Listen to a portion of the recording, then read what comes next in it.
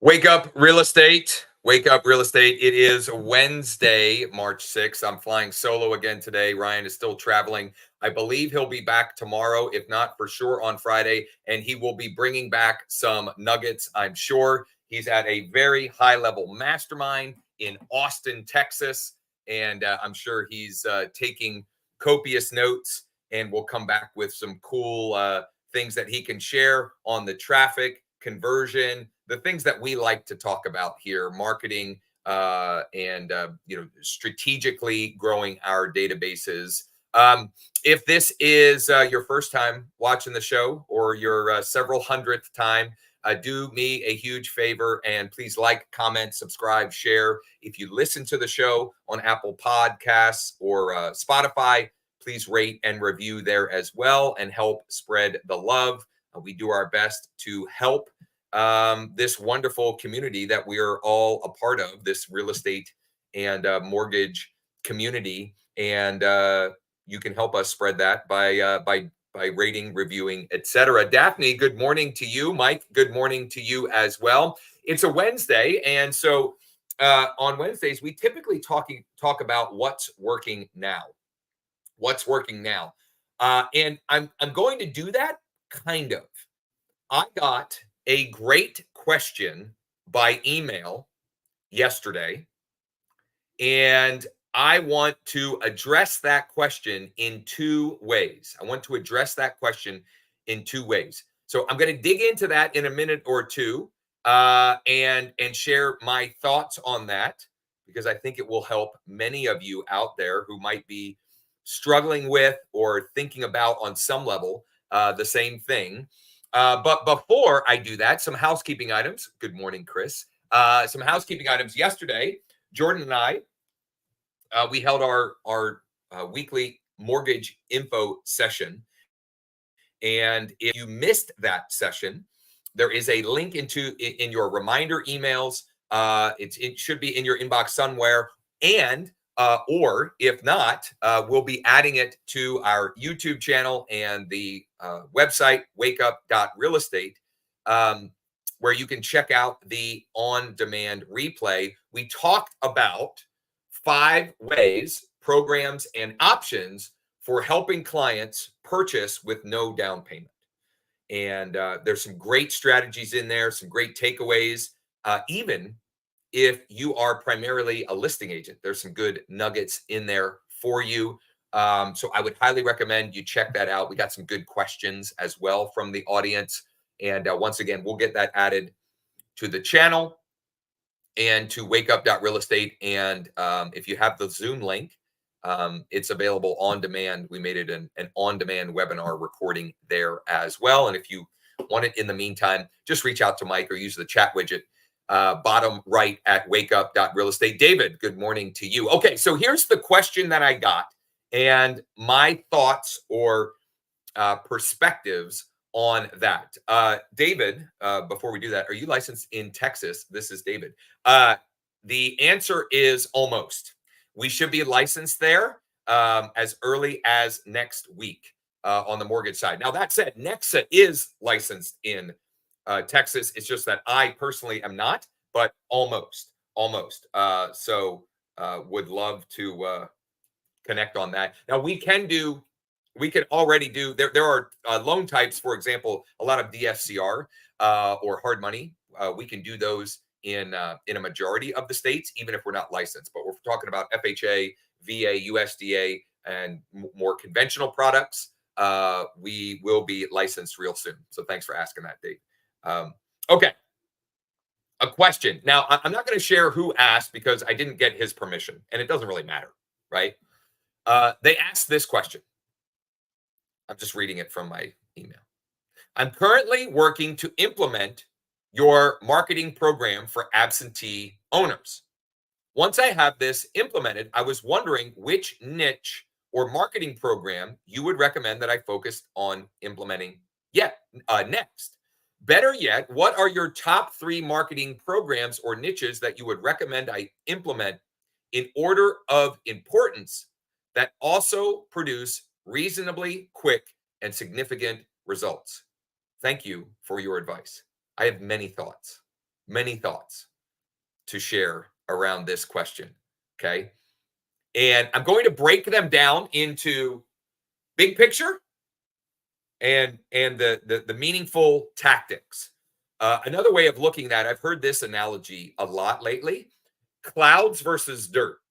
Okay, clouds versus dirt. So here's the clouds perspective on this. Any activity that you are doing on a regular basis that either grows your database or deepens your relationship, nurturing your database, are worthy activities. If the work you're doing is doing one or both of those concurrently, it's work worth doing, regardless of the niche, the audience, etc. So that's the big picture. That's the clouds. Now, the dirt. Rob is putting the cart before the horse, I would say. And I get it that he's trying to look out over the horizon and plan for the future. But the reality is he should focus all of his energy and efforts on the plan, the program that he's implementing. In this case, he's implementing our absentee owner process, which, by the way, if you'd like to check out that boot camp, you can go to wakeup.real estate, use the chat widget, and just say, how can I get the absentee boot camp? Here's what I mean by that. He says, I'm currently working to implement.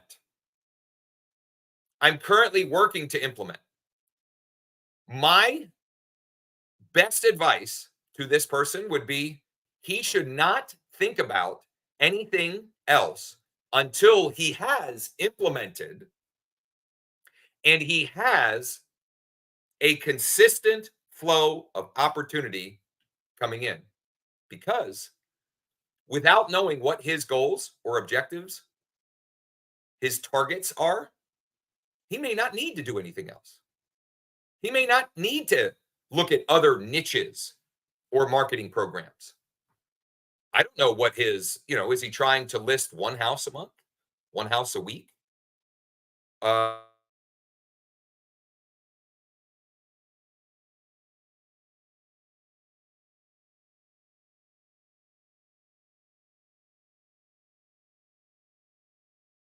Problem here. Hold on. Regardless of what his goals, targets, objectives may be, okay, regardless of what they may be, if he pivots, if he looks at adding something new before he's fully implemented the current one, that is a surefire recipe for disaster, for unsuccess. Okay. And so what I would caution him and all of you is, if or when you are implementing a new strategy, a new pillar, a new program into your business, you should, to the best of your ability, put blinders on for at least 3 to 6 months until you've got it consistently producing results for your business. For example, Daphne Bousquet, who said good morning earlier in the show, in the comments. Daphne, one of her sources of new clients is her YouTube channel. But I know for a fact that it took her 6, 9, maybe even 12 months to start getting traction from that program or process in her business. And what I have found, myself included, to be one of the surefire ways to guarantee minimal progress and success is shiny object syndrome. Getting distracted by the next shiny object. There are one of the many wonderful things about our business, our industry, is there are many ways to get clients. It also is a negative part of our business because there are so many ways. It is so easy to get distracted by that shiny object syndrome. I know with certainty if this person who wrote the email, if he focused for the next 3, 6, 9, 12 months on that one niche, he would build a pipeline that would feed him both in the short term and in the long term. The problem is putting the blinders on long enough to get what I call escape velocity. Escape velocity is what they describe, if you ever watch a rocket taking off into space. The rocket uses the vast majority of the energy and resources and fuel getting the initial push to get that escape velocity. And so it is when you are looking to add something new to your business. I would guess, and Daphne, feel free to comment below. I would guess that you felt that, Daphne, as you were trying to, or you were working towards that escape velocity with your YouTube channel. And I could answer this emailer and I could say, you should then look at this and then look at that and so forth and so on, but I don't want to. What I would recommend that he do is to just focus and put blinders on for 3, 6, 9, 12 months and work on owning that niche in his geographic area. Daphne said, in it for the long haul, I knew it was going to take time. And that's specifically related to her building her YouTube channel. And yes, it has taken time. And now it continues to produce results for Daphne because she focused on building assets. And because she was playing the long game, it now produces whether or not she consistently produces new content. Now, she still ideally can, could, and should be doing that. But even when she doesn't, the marketing assets that she has created continue to work for her. So that may not be the answer that this emailer was looking for, but that is the reality.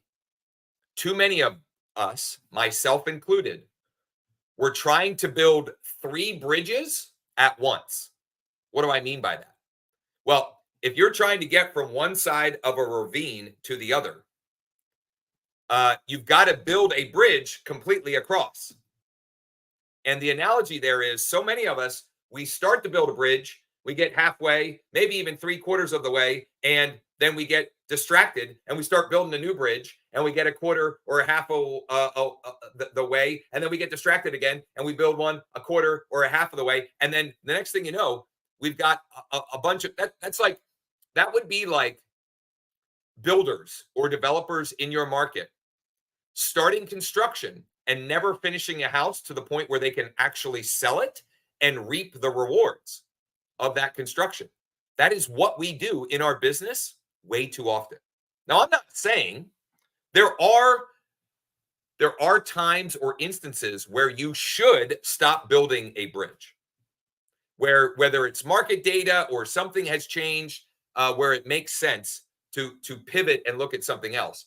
What I would say is more often we do that to our own detriment versus making that pivot to our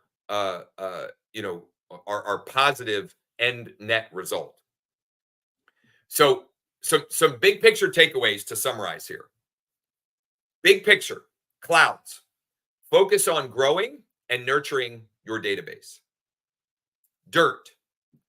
Focus on building and implementing and fully optimizing and standardizing a client acquisition channel or pillar for your business end to end before you look at adding another niche or marketing program, etc. And one thing I meant to weave into here is, regardless of, in this case, absentee owners being the niche that he is working on implementing right now, all of us should be consistently working our sphere of influence on our past clients. Now, if you've been listening to Ryan and I for any length of time, we don't like the problem that we see folks getting into is relying only on that pillar. Only on that pillar can lead to a huge fluctuation, ups and downs in business. But you all should be working that audience, your sphere of influence, your past clients, the people that already know, like, and trust you on some level. And for example, we're going to be hopefully going under contract today with clients that I sold them their first house back in 2020, and they're ready to trade up into a new construction home. So we're doing the mortgage, we're helping them buy the new construction home, and we'll be helping them list and sell the current one. And who knows, maybe Cosette will bring the buyer to that one. Maybe we can get 3 real estate transaction sides and a mortgage, maybe even 2 as well. And so I don't want to ignore that as a source of business, but where you can get into trouble is relying solely on that. And ideally, for a stable, predictable, scalable business, you want to have multiple pillars. The problem is many of you, myself included, try to build too many pillars or too many bridges at the same time. So I hope that was helpful. If it was, or if you're not sure, hey, what niche or how would I do that? A resource that I would recommend you check out is Ryan's Renos training, real estate niche operating system, wakeup.realestate/RENOS, wakeup.realestate/RENOS. That's an end-to-end training. It's about 12 or 15 minutes that will help you work through the process of how you might add a new marketing niche to your business. But many of you already have started, and you just need to put blinders on and build that bridge all the way across to the the desired end result that you are seeking. So hope that was helpful. And if you would like to strategize about what that should be for you, what makes sense for you, I'd be happy to chat. You can go to josh15.com, josh15.com. Also, it's Wednesday, which means we have our weekly mastermind session, which you can register for free at wakeup.realestate/MM.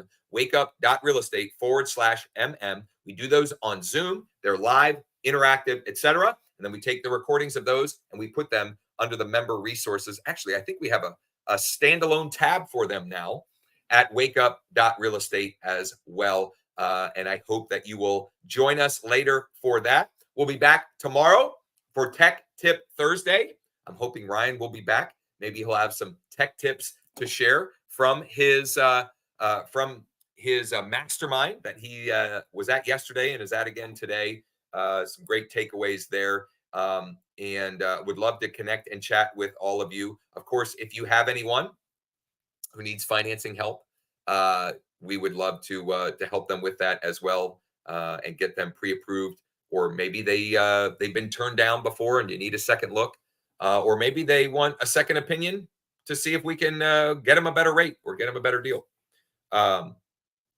The link to the mastermind isn't working, really. Let's see here. Seems to be working fine. wakeup.realestate/MM. wakeup.realestate. Oh, it says you cannot. Oh, the meeting has ended. Uh-oh. I wonder if I have forgotten to update the link. Thanks for the heads up, Dave. I will we'll look into that and get that squared away ASAP. Thanks for the heads up on that. Sometimes we lose track of things. I might have forgotten to add more sessions to that. So we'll get to the bottom of that. In the meantime, we'll update the link once we have that figured out. Hope you can join us later. And if not, we'll see you again tomorrow morning. Same place, same channel, same time.